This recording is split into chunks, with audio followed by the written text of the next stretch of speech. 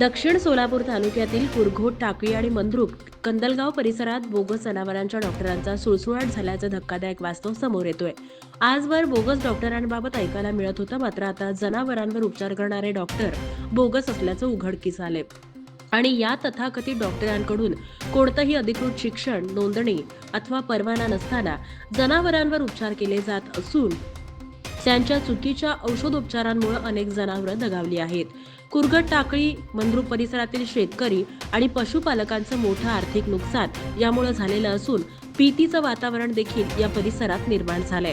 Bogus डॉक्टरांकडून दिल्या जाणाऱ्या इंजेक्शन्स आणि औषधांमुळे जनावरांचा तात्काळ किंवा काही दिवसात मृत्यू होत असल्याच्या तक्रारी दिवसेंदिवस वाढत चालल्या आहेत. त्यामुळे संबंधित विभागांना तात्काळ चौकशी करून दोषींवर कठोर कारवाई करण्यात यावी आणि या परिसरात कार्यरत असलेल्या जनावरांच्या डॉक्टरांची नोंदणी आणि पात्रतेची तपासणी करावी, अशी जोरदार मागणी पशुपालकांकडून केली जाते.